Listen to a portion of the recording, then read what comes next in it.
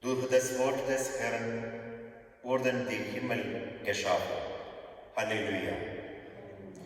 Im Namen des Vaters und des Sohnes und des Heiligen Geistes.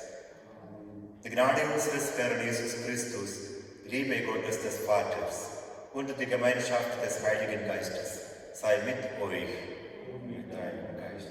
Liebe Schwestern und Brüder in Jesus Christus, am heutigen 4. Sonntag der Osterzeit, dem Guten Hirten-Sonntag, fallen einige Anliegen zusammen. Die Kirche begeht den Weltgebetstag um geistliche Berufe. All das dürfen wir Jesus anvertrauen, denn seine Sorge gilt allen Menschen. Er ist nicht nur ein Hirte unter anderen, er ist der gute Hirt, der voller Liebe ist und dem wir alles anvertrauen können. Seine Liebe ist grenzenlos und seine Treue schließt niemanden aus. Auf ihn besinnen wir uns und bitten ihn um sein Erbarmen.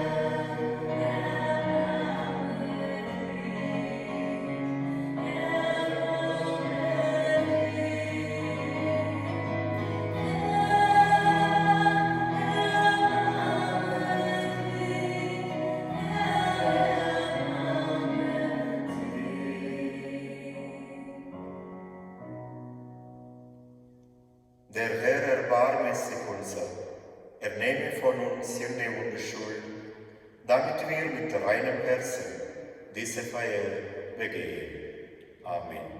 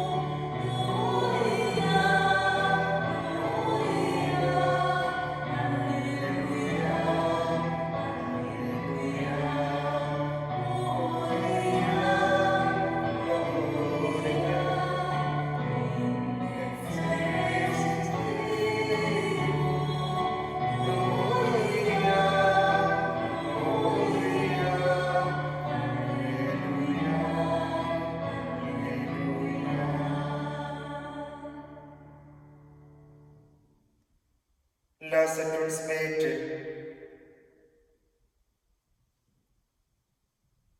Allmächtiger, ewiger Gott, dein Sohn ist der Kirche siegreich vorausgegangen, als der gute Hirt.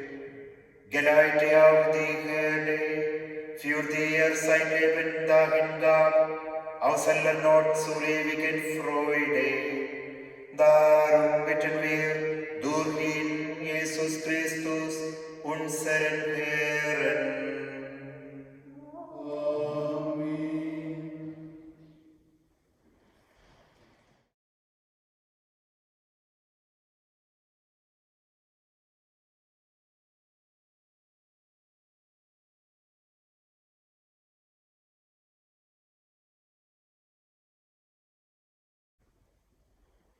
Lesung aus der Apostelgeschichte. Am Pfingsttag trat Petrus auf, zusammen mit den 11. Er erhob seine Stimme und begann zu reden. Mit Gewissheit erkenne das ganze Haus Israel: Gott hat ihn zum Herrn und Messias gemacht, diesen Jesus, den ihr gekreuzigt habt. Als sie das hörten, traf es sie mitten ins Herz, und sie sagten zu Petrus und den übrigen Aposteln: Was sollen wir tun, Brüder? Petrus antwortete ihnen: Kehrt um, und jeder von euch lasse sich auf den Namen Jesu Christi taufen, zur Vergebung seiner Sünden, denn ihr werdet die Gabe des Heiligen Geistes empfangen. Denn euch und euren Kindern gilt die Verheißung und all denen in der Ferne, die der Herr, unser Gott, herbeirufen wird. Mit noch vielen anderen Worten beschwor und ermahnte er sie: Lasst euch retten aus dieser verdorbenen Generation. Die nun, die sein Wort annahmen, ließen sich taufen. An diesem Tag wurden ihre Gemeinschaft etwa 3000 Menschen hinzugefügt. Wort des lebendigen Gottes.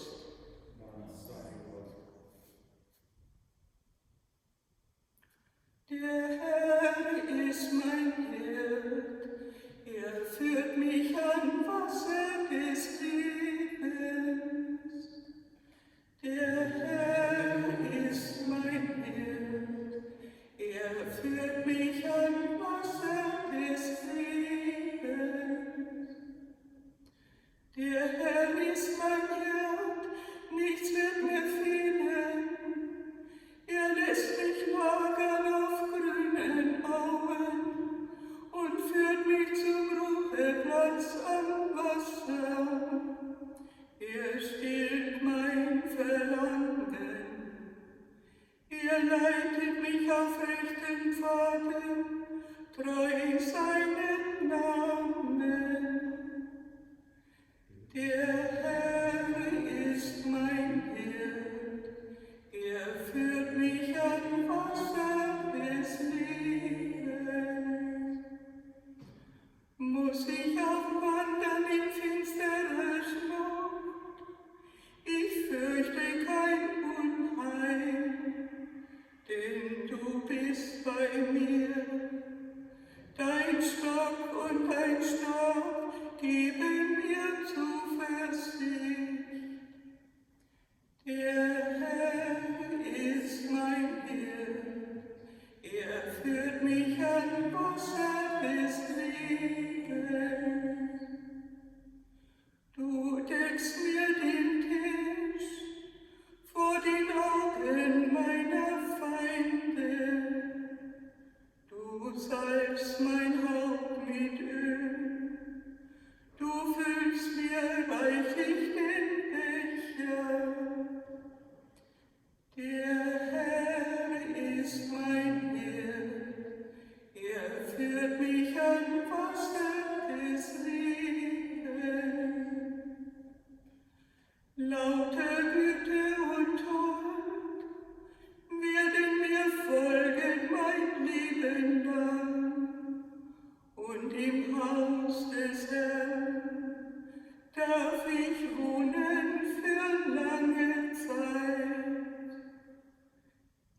Der Herr ist mein Hirt, er führt mich an Wasser des Lebens.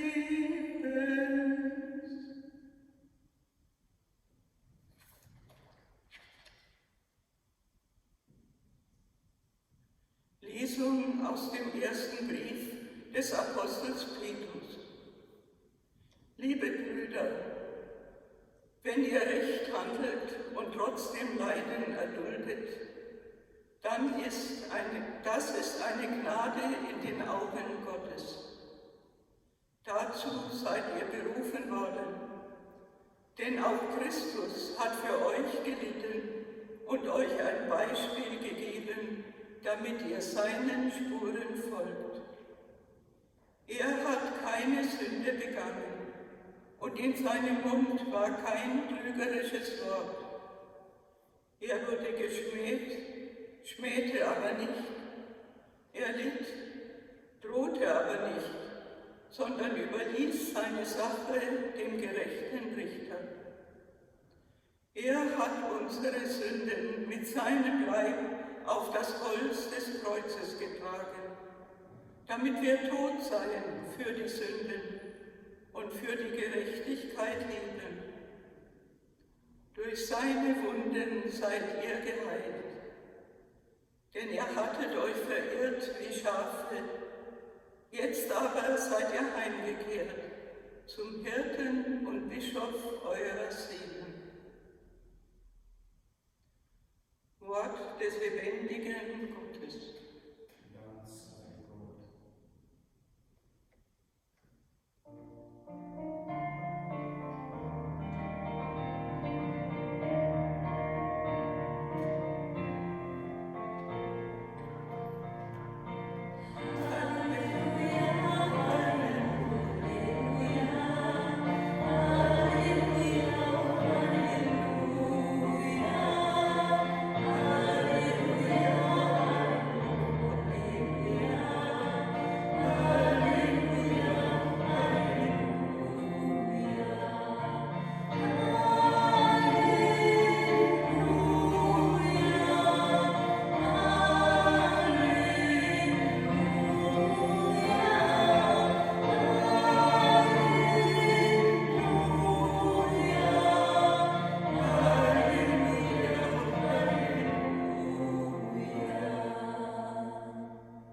So spricht der Herr, ich bin der gute Hirt, ich kenne die meinen und die meinen kennen mich.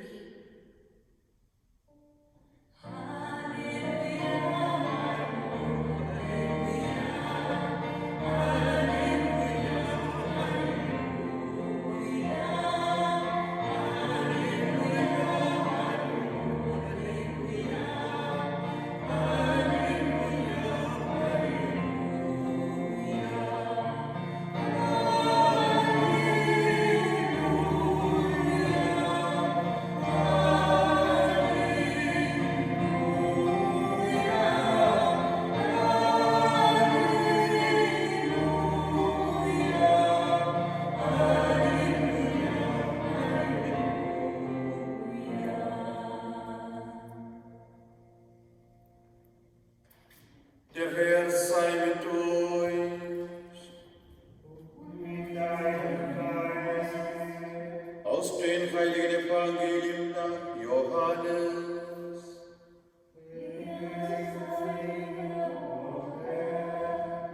In jener Zeit sprach Jesus: Amen, Amen, das sage ich euch. Wer in den Schafstall nicht durch die Tür hineingeht, sondern anderswo einsteigt, der ist ein Dieb und ein Räuber. Wer aber durch die Tür hineingeht, ist der Hirt der Schafe. Ihm öffnet die Türhütte, und die Schafe hören auf seine Stimme. Er ruft die Schafe, die ihm gehören, einzeln beim Namen und führt sie hinaus. Wenn er alle seine Schafe hinausgetrieben hat, geht er ihnen voraus, und die Schafe folgt ihm, denn sie kennen seine Stimme. Einem Fremden aber werden sie nicht folgen, sondern sie werden vor ihm fliehen, weil sie die Stimme des Fremden nicht kennen. Dieses Gleichnis erzählte ihnen Jesus, aber sie verstanden nicht den Sinn dessen, was er ihnen gesagt hatte. Weiter sagte Jesus zu ihnen: Amen, Amen, ich sage euch, ich bin die Tür zu den Schafen. Alle, die vor mir kamen, sind Diebe und Räuber, aber die Schafe haben nicht auf sie gehört. Ich bin die Tür, wer durch mich hineingeht, wird gerettet werden. Er wird ein- und ausgehen, Weide finden. Der Dieb kommt nur, um zu stehlen, zu schlachten und zu vernichten. Ich bin gekommen, damit sie das Leben haben und es in Fülle haben.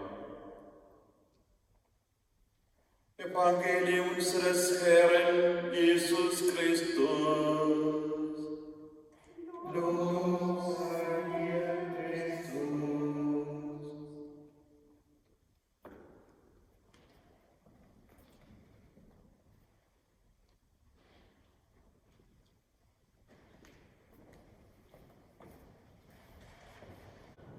Liebe Schwestern und Brüder in Jesus Christus, im Evangelium stellt sich Jesus als der gute Hirt vor und sagt von sich, er gebe jenen, die auf seine Stimme hören, ewiges Leben. Sie würden niemals zugrunde gehen und niemand könne sie seiner Hand entreißen. An anderer Stelle sagt er, ich bin gekommen, damit sei das Leben haben und es in Fülle haben. Zum Bild des guten Hirten gehört, dass er seine Herde gut versorgt, ihr nichts fehlen lässt und sie auf gute, saftige Weide führt. Das trifft sich mit dem Eifer vieler Mütter, die um ausreichende, gute und gesunde Nahrung ihrer Familie besorgt sind. Es geht um das Leben. Eltern wollen, dass es ihren Kindern gut geht, dass sie gesund sind, glücklich, tüchtig und so weiter. Leben in Fülle ist auch zentrales Anliegen der Botschaft Jesu und sollte auch das Anliegen der Kirche sein.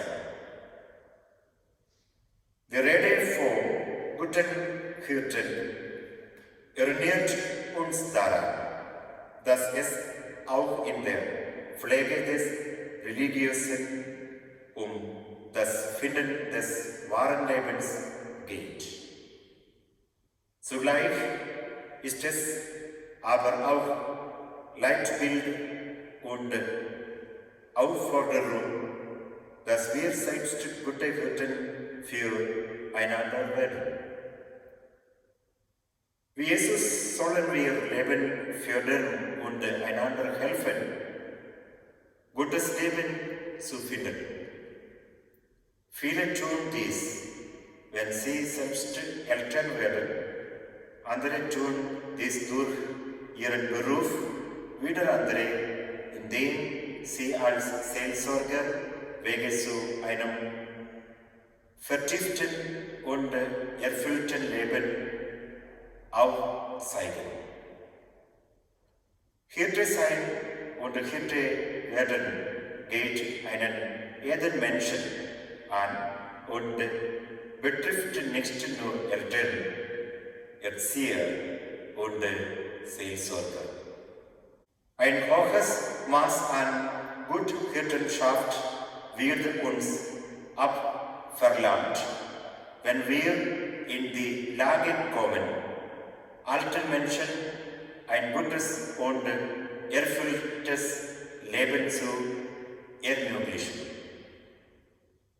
Das Besondere des guten Hirten Jesus ist, dass er bereit war, sein Leben für die Seinen einzusetzen. Auf diesen Einsatz kommt es an. Ohne Hingabe wird Elternschaft nicht gelingen. Ohne Hingabe wird ein sozialer Beruf nicht Freude machen. Ohne Hingabe kann niemand ein guter Seelsorger sein. Jesus mahnt das ein im Vergleich mit dem Weizenkorn, das in die Erde fällt, stirbt und reiche Frucht bringt. Der gute Hirte, der das Leben für die Seinen hingibt, sich selbst zur Speise für uns werden lässt. Damit wir das Leben haben, ist auch das zentrale Geheimnis jeder Eucharistiefeier. Jesus Christus bittet uns auch seine Hilfe an, gute Mutter, gute Väter und gute Seelsorger zu sein und immer mehr einander zu guten Hirten zu werden. Für die Kirche ist der Sonntag des guten Hirten auch Anlass, um gute Kirchenhirten zu beten. Bitten wir den guten Hirten in diesem Gottesdienst, dass er jeden von uns auf eigene Weise zu einem guten Hirten füreinander werden lassen. Amen.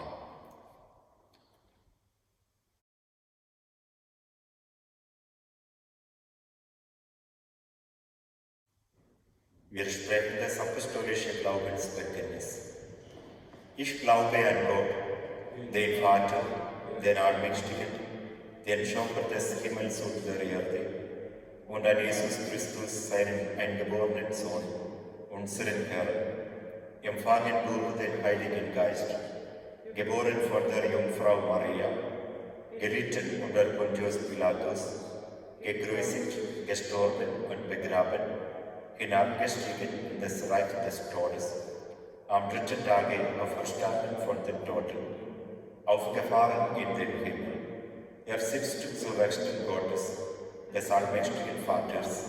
Von dort wird er kommen, zu richten die Lebenden und die Toten. Ich glaube an den Heiligen Geist, die heilige katholische Kirche, Gemeinschaft der Heiligen, Vergebung der Sünden, Auferstehung der Toten und das ewige Leben. Amen.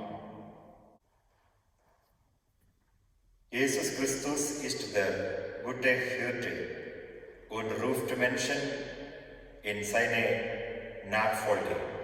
Er sendet sie aus, seine frohe Botschaft in der ganzen Welt zu verkünden. Wir bitten ihn. Für Papst Franziskus, für Erzbischof Koch und die Gemeinschaft der Bischöfe, die zum Hirtendienst in der Kirche bestellt sind, lasse dir, dem guten Hirten, immer ähnlicher werden und sende ihnen deinen Geist der Weisheit. Christus, höre uns. Christus, erhöre uns. Für Priester, Diakone und Ordensleute, die ihr Leben ganz in deinen Dienst gestellt haben und merken, dass ihnen die Kraft ausgeht. Sende ihnen deinen Geist der Stärke. Christus, höre uns. Christus, erhöre uns. Für alle pastoralen Mitarbeiterinnen und Mitarbeiter, für Religionslehrerinnen und Katecheten, die anderen von dir erzählen und sie zum Glauben ermutigen. Sende ihnen deinen Geist des Rates. Christus, höre uns. Christus, erhöre uns. Für Frauen und Männer, die in deiner Nachfolge einen kirchlichen Dienst wählen wollen, aber sich nicht sicher sind, ob sie berufen sind. Sende ihnen deinen Geist der Erkenntnis. Christus, höre uns. Christus, erhöre uns. Für Mütter, Großmütter und Schwangere, die zum Leben Ja gesagt haben. Sende ihnen deinen Geist der Gottesfurcht. Christus, höre uns. Christus, erhöre uns. Wir beten für alle Menschen, die am Coronavirus erkrankt sind. Wir beten für die Verantwortlichen in Politik und Verwaltung, in Medizin und Pflege und für alle, die sich anstrengen, die weitere Verbreitung der Epidemie einzudämmen. Christus, höre uns. Christus, erhöre uns. Jesus, Retter und Erlöser, dein Diener, der selige Kardinal Clemens August, Graf von Galen, hat diese Kirche und alle dazugehörenden Gebäude aus seinem väterlichen Erbe errichtet. Es ist für viele Menschen ein Ort der Gnade geworden. Wir bitten dich auf die Fürsprache des seligen Clemens August, dass du deine schützende Hand über alles hältst und dein ewiger Plan zur Vollendung kommt. Christus, höre uns. Christus, erhöre uns.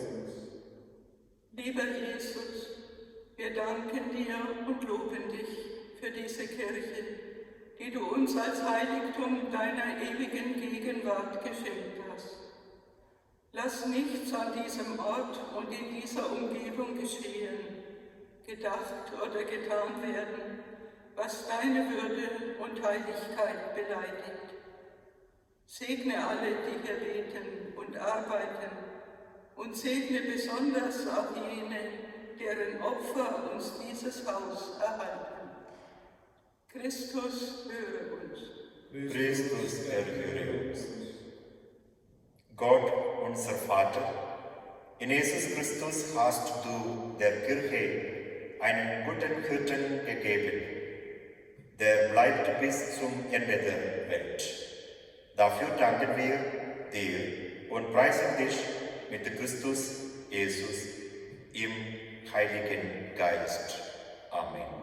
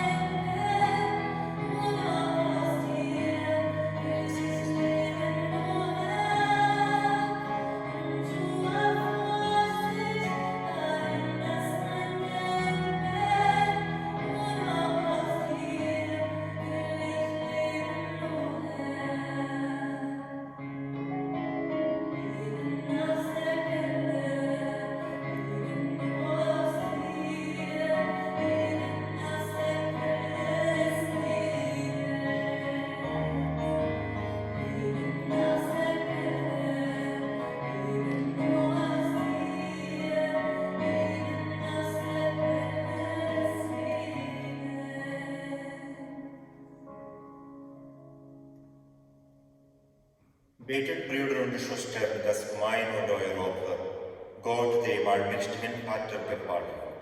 Der Herr nimmt das Opfer an aus deinen Händen, zum Lobe und Ruhme seines Namens, zum Segen für uns und seine ganze heilige Kirche. Herr unser Gott, gib, dass wir dir allzeit danken durch die Feier der Osterlichen Geheimnisse. In jenen führst du das Werk der Erlösung fort. Mache sie für uns zur Quelle der unvergänglichen Freude. Darum bitten wir durch Christus, unseren Herrn. Amen. Der Herr sei mit euch. Und mit deinem Geiste. Erheben die Herzen. Wir haben sie beim Herrn. Lasset uns danken dem Herrn, unserem Gott. Das ist würdig und recht. In Wahrheit ist es für dich und recht, dir, Vater, in diesen Tagen freudig zu danken, da unser Osterlamm geopfert ist, Jesus Christus. Das Alte ist vergangen, die gefallene Welt erlöst, das Leben in Christus erneuert. Darum preisen wir dich in osterlicher Freude und singen mit den Toren der Engel das Lob deiner Herrlichkeit.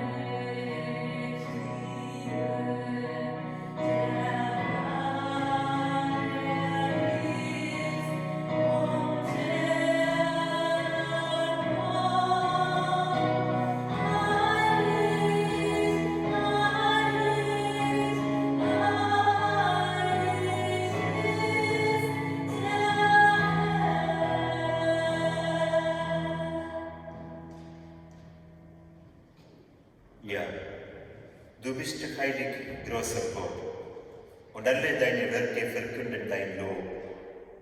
Denn durch deinen Sohn, unseren Herrn Jesus Christus, und in der Kraft des Heiligen Geistes erfüllst du die ganze Schöpfung mit Leben und Gnade. Bis ans Ende der Zeiten versammelst du dir ein Volk, damit deinem Namen das reine Opfer dargebracht werde, vom Aufgang der Sonne bis zum Untergang. Darum kommen wir vor dein Angesicht und feiern in Gemeinschaft mit der ganzen Kirche den ersten Tag der Woche als den Tag, an dem Christus von den Toten erstanden ist. Durch ihn, den du zu deiner Rechten erhöht hast, bitten wir dich, allmächtiger Gott, heilige unsere Gaben durch deinen Geist, damit sie uns werden Leib und Blut deines Sohnes, unseres Herrn Jesus Christus, der uns aufgetragen hat, dieses Geheimnis zu feiern. Denn in der Nacht, da er verraten wurde, nahm er das Brot und sagte Dank, brach es, reichte es seinen Jüngern und sprach: Nehmet und esset alle davon, das ist mein Leib, der für euch hingegeben wird.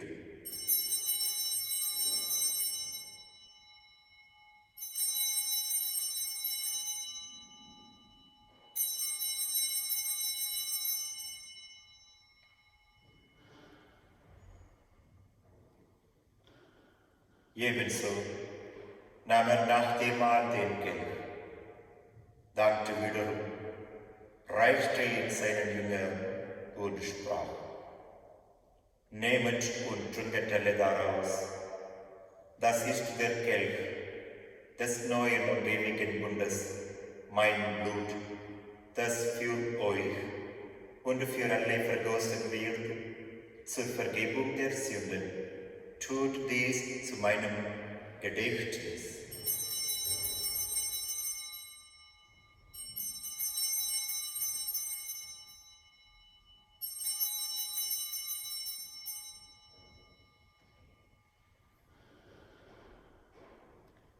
Geheimnis des Glaubens.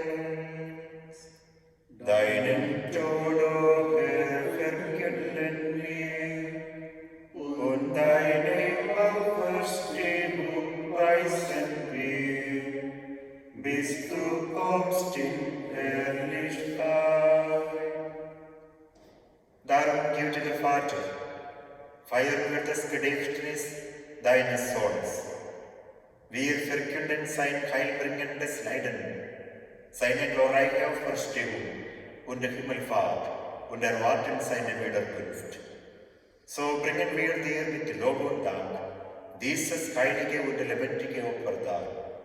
Schau gütig auf die Gabe deiner Kirche, denn sie stellte dir das Lamm vor Augen, das geopfert wurde und uns nach deinem Willen mit dir versöhnt hat.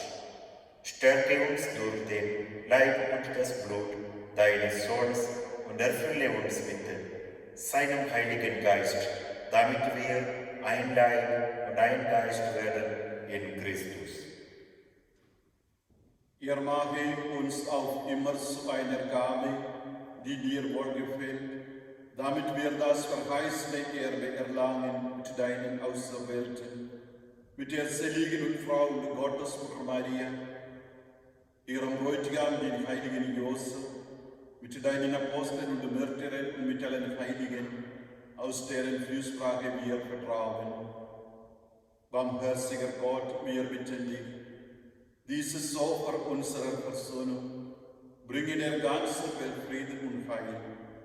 Beschütze deine Kirche auf ihrem Weg durch die Zeit und stärke sie im Glauben und in der Liebe, deinem Diener, unseren Papst Franziskus, unseren Erzbischof Heilige und die Gemeinschaft der Bischöfe, unsere Priester und Diakone, alle, die zum Dienst in der Kirche bestellt sind, und das ganze Volk deiner Erlösten. Erhöre, gütiger Vater, die Gebete der hier versammelten Gemeinde und führe es zu dir, auch alle deine Söhne und Töchter, die noch fern sind von dir. Erbarme dich unserer verstorbenen Brüder und Schwestern und alle, die in deiner Gnade auf dieser Welt geschieden sind. Nimm sie auf in deine Herrlichkeit und mit ihnen lass auch uns, wenn du verheißen hast, zu Tische sitzen in deinem Reich. Darum bitten wir dich durch unseren Herrn Jesus Christus, denn durch ihn schenkst du der Welt alle guten Gaben.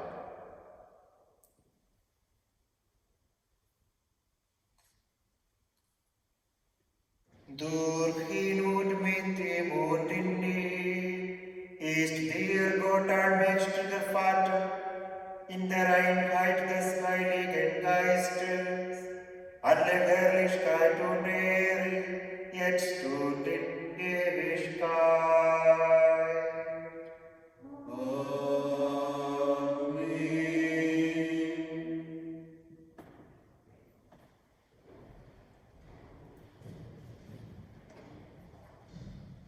Wir heißen Kinder Gottes und sind es.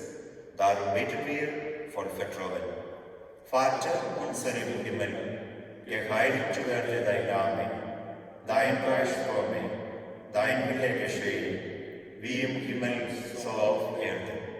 Unser tägliches Brot gib uns heute und vergib uns unsere Schuld, wie auch wir vergeben unseren Schuldigen. Und führe uns nicht in Versuchung, sondern erlöse uns von dem Bösen. Erlöse uns, Herr, allmächtiger Vater, von allem Bösen und gib Frieden in unseren Tagen. Komm uns zu Hilfe mit deinem Erbarmen und bewahre uns vor Verwirrung und Sünde, damit wir voll Zuversicht das Kommen unseres Erlösers, Jesus Christus, erwarten. Denn dein ist das Reich Und die Kraft und die Herrlichkeit in Ewigkeit. Amen. Am Ostertag trat Jesus in die Mitte seiner Jünger und sprach den Friedensgruß.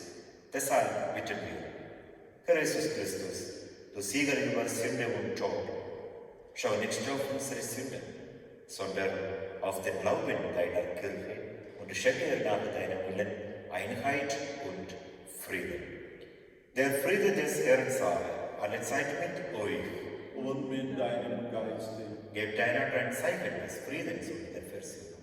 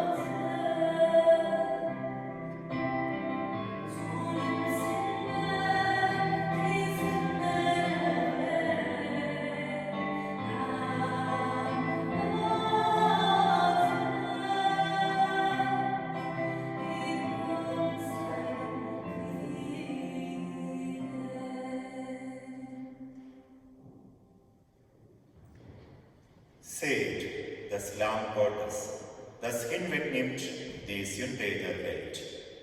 Herr, ich bin nicht würdig, dass du eingehst an mein Dach, aber sprich nur ein Wort, so wird meine Seele gesund. Auferstanden ist der gute Hirt. Er gab sein Leben für die Schafe. Er ist für seine Herde gestorben. Halleluja. Der Leib und das Blut Christi schenke mir das ewige Leben.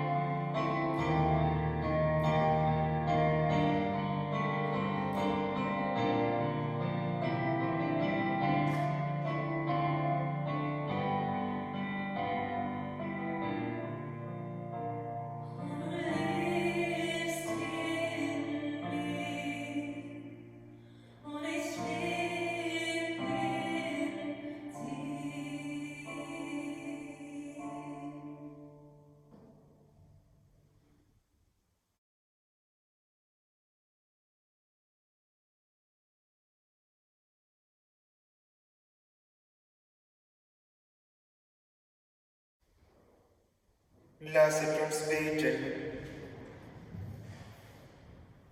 Gott, du Hirt deines Volkes, sieh voll Huld auf deine Herde, die durch das kostbare Blut deines Sohnes erkauft ist.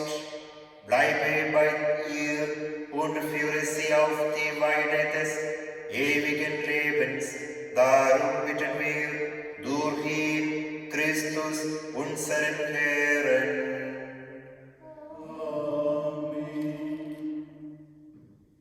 Liebe Freunde von St. Clemens, ab Samstag, dem 9. Mai, finden im Erzbistum Berlin wieder öffentliche Gottesdienste statt.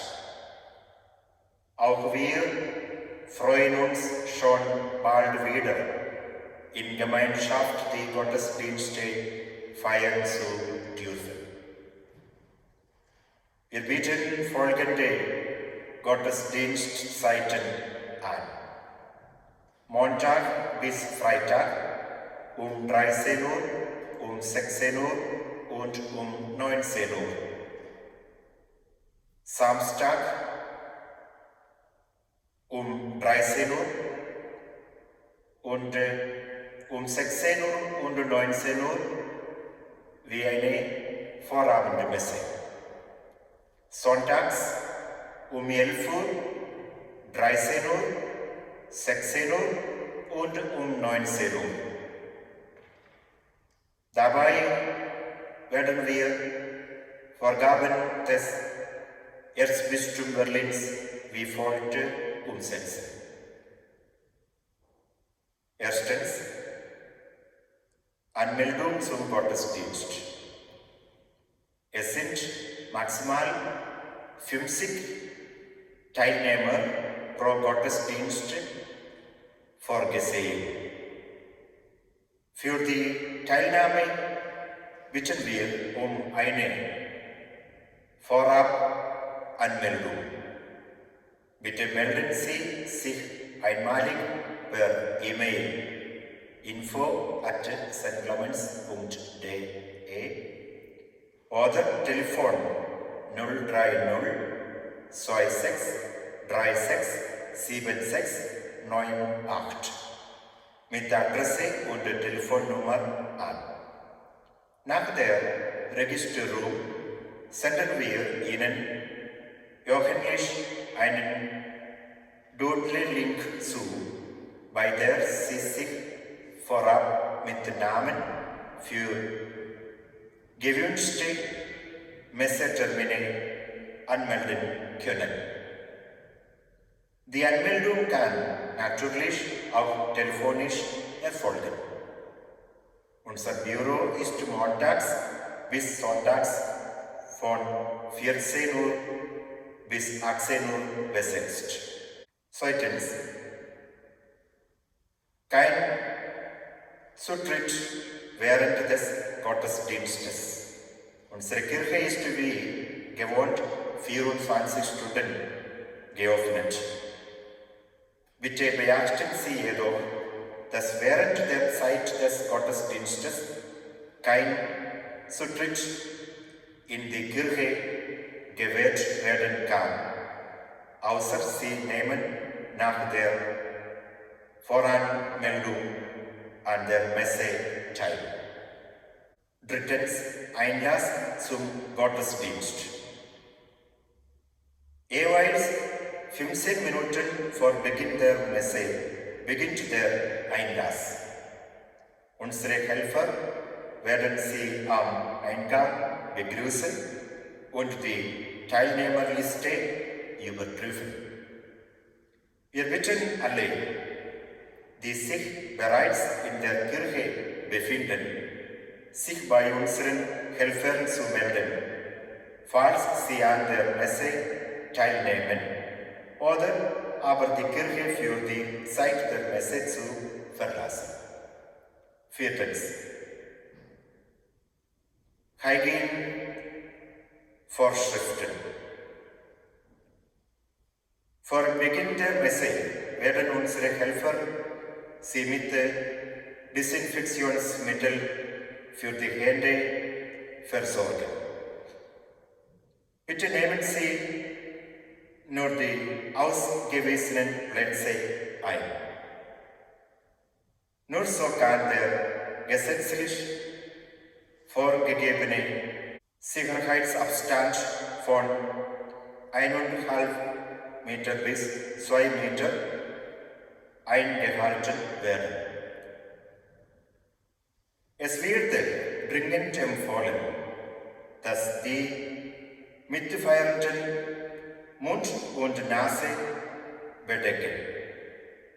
Zur Kommunion bitten wir Sie, Ihre Masken vorsichtig abzunehmen und an die Taschenhalterung in Ihrer Bank zu hängen und anschließend wieder vorsichtig aufzusetzen.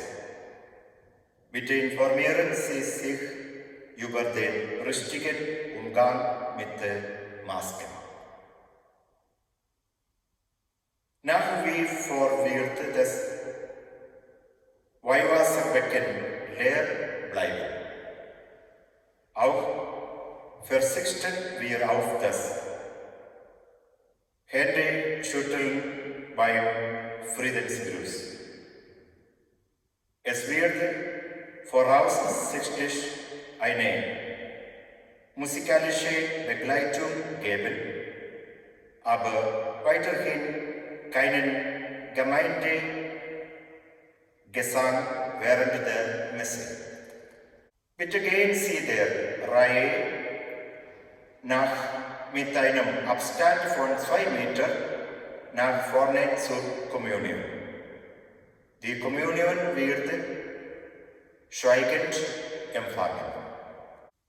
Nach dem Gottesdienst, nach der Messe, bitten wir Sie, die Kirche kurz zu verlassen. Unsere Helfer werden dann die Bänke mit Desinfektionsmittel reinigen. Danach wäre die Kirche wieder für das stille Gebet offen bis zur nächsten Messe. Schließlich möchten wir Sie daran erinnern, dass die Sonntagspflicht weiterhin aufgehoben ist. Bitte bleiben Sie zu Hause, wenn Sie krank sind. Sie dürfen dann leider nicht am Gottesdienst teilnehmen. Wir bitten Sie nicht nur um Ihr Verständnis, sondern auch um Ihre Mitarbeit, alle Vorgaben einzuhalten.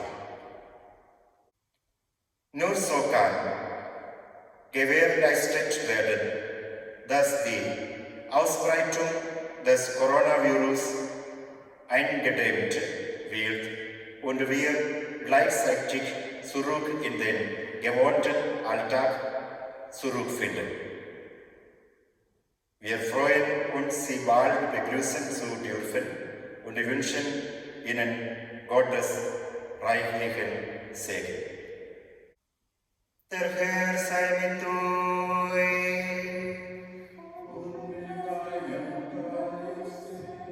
Der allmächtige Gott hat uns durch die Auferstehung seines Sohnes aus Sünde und Tod befreit. Er segne euch und schenke euch seine Freude. Und Christus, mit dem wir auferstanden sind, durch den Glauben, bewahre in euch die Gabe der Erlösung. Gott hat uns in der Taufe angenommen als Kinder seiner Gnade. Er schenke euch das verheißene Erbe.